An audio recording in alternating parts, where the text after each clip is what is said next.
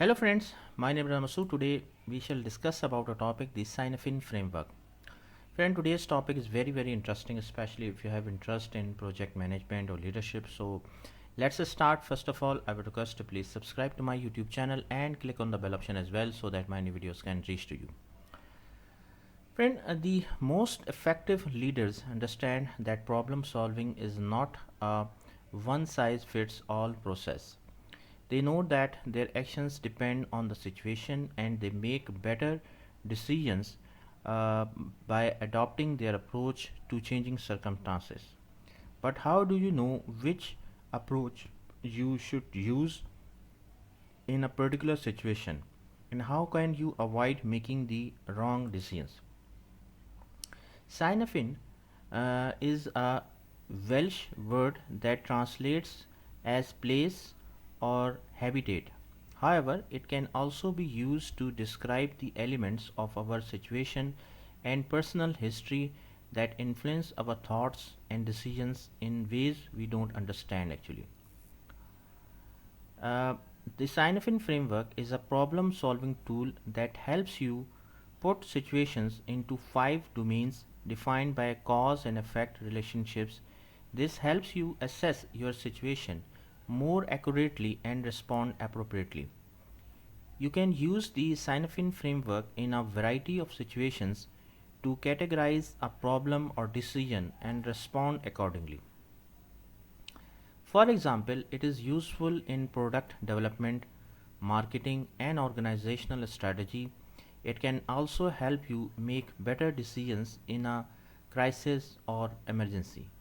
It helps you avoid using the same management style or decision making approach in all situations, a mistake that can be costly to your team or organization by encouraging you to flexible and adaptable when making decisions and to adjust your management style to fit your circumstances.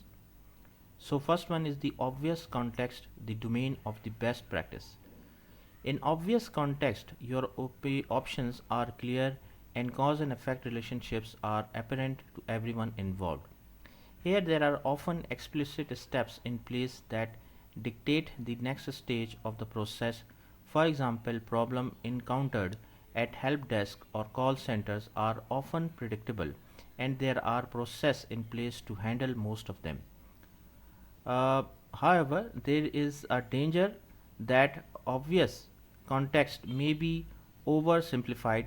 This often happens when leaders or our entire organization experience success and then become complacent. To avoid this, make sure that there are clear communication channels in place so that team members can report any situations that don't fit with any established category.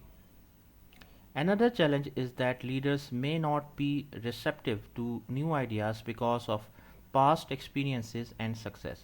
For example, some people might automatically assume that previous solutions will work again. To overcome this, stay again open to new ideas and be willing to pursue innovative suggestions. Then, complicated context, the domain of experts. Complicated problems might have several correct solutions. Here there is a clear relationship between cause and effect, but it may not be visible to everyone because the problem is complicated. For example, you might see several symptoms of a problem but not know how to fix it. The decision making approach here is to sense, analyze, respond. In other words, you need to assess the situation, analyze what is known, often with the help of experts, and decide on the best response using good practice. Leaders may rely too heavily on experts in a complicated situations while dismissing or overlooking creative solutions from other people.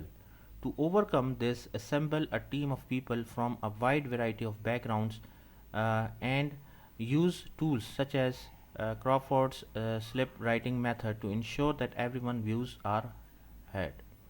Complex context, the domain of emergence. Friend, it might be impossible to identify one correct solution and Spot cause and effect relationships in complex situations. According to Snowden and Boone, many business situations fall into this category.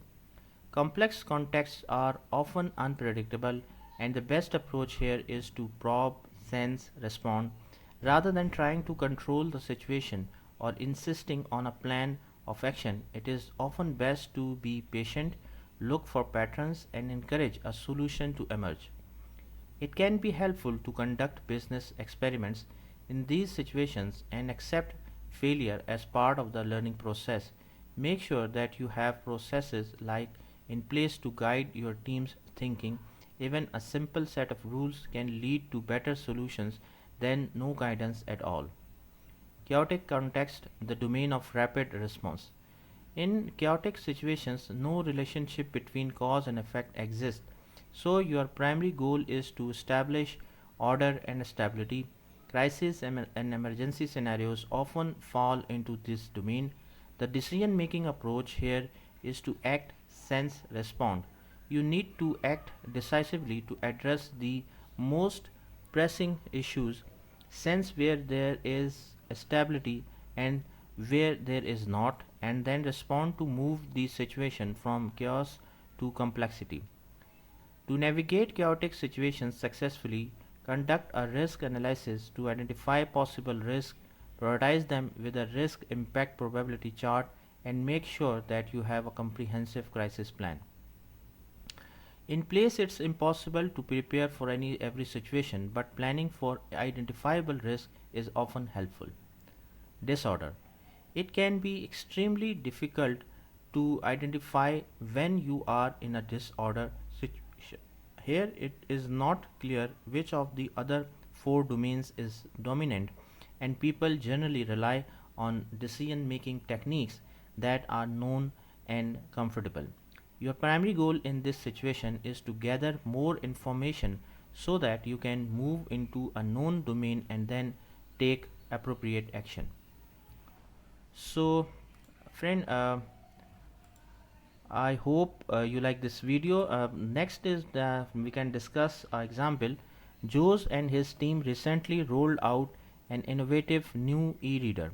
However, it has developed an issue and no one can agree on what's causing it.